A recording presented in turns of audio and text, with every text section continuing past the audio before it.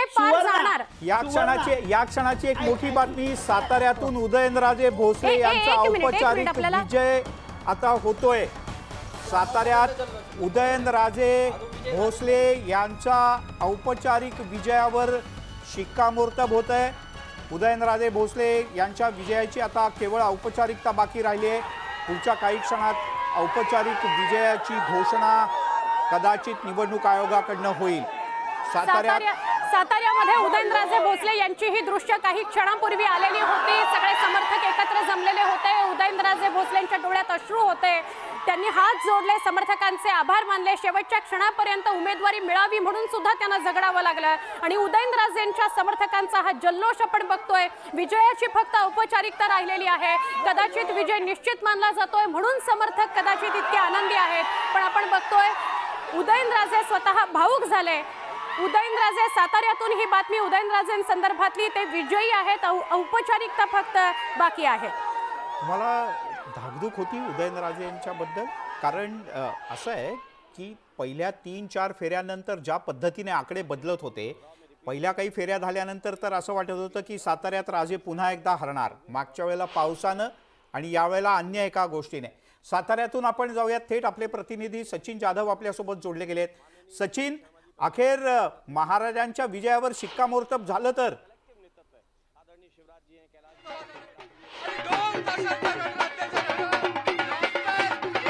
आपण सचिनच्याकडे नंतर जाऊयात। आधी प्रशांत बाल आपल्यासोबत आहेत आणि शिवसेना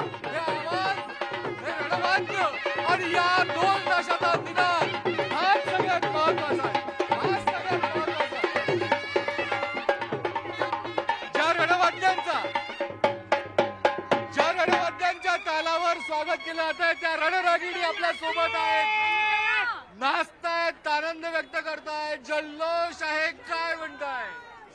म्हणणं एवढंच आहे दादा, एवढंच आहे म्हणणं। देवेंद्र जी, हम आपसे बात करना चाहते हैं। हजारों साल नरगिसी अपनी बेनुरी पे रोती है और तब जाकर होता है चमन में दीदावर पैदा।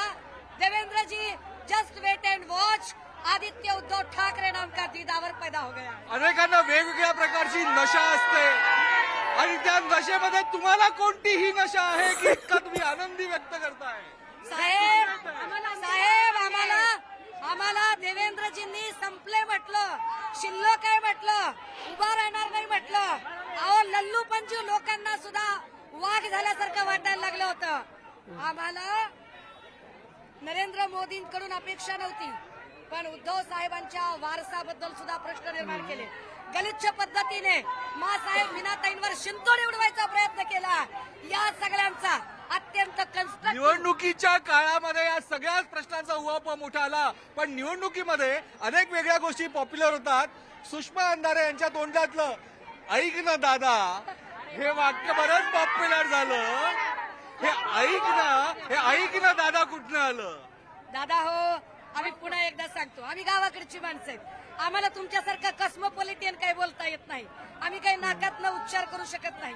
आम्ही गावाकडची खरबुड मरबुड माणसं आहेत। होय, आमच्या बोलण्यात रग आहे, कारण आमच्या जगण्यात धोग आहे। आम्ही धगीचं आयुष्य जगून आलो। एक आरोप कायम तुमच्यावर निवडणुकीच्या दरम्यान होत गेला की या त्याच सुषमा अंधारे आहेत ज्यांनी बाळासाहेब ठाकरेंवर सुद्धा आरोप केले होते। या त्याच सुषमा अंधारे आहेत ज्यावेळेस उभ्या राहिल्या। मग कोणत्या सुषमा अंधारे खऱ्या, त्या का या? दोन्ही। ऐका ऐका दादा, सुषमा अंधारे जोपर्यंत चळवळीत होत्या तेव्हा त्यांनी पवार साहेब असतील किंवा सगळ्याच पक्षांचे नेते या सगळ्यांची आलोचना केली। परंतु जे माझ्या आजी आज्यांनी मला संस्कार दिले, जे मराठवाड्यातले संस्कार आहेत की एखादा माणूस जर मृत्यूशय्यावर असेल तर त्याचा शब्द जीवापाड जपायचा असतो। वंदनीय बाळासाहेबांनी मृत्यूशय्यावर असताना सांगितलं होतं। आता थेट दृश्य पाहूयात सिंधुदुर्गातली।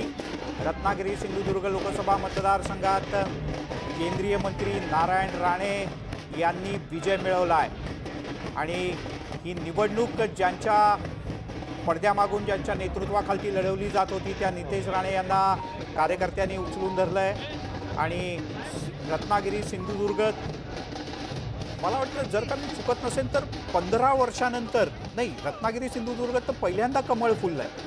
लोकसभेकरता रत्नागिरी सिंधुदुर्गात पहिल्यांदा कमळ फुललंय।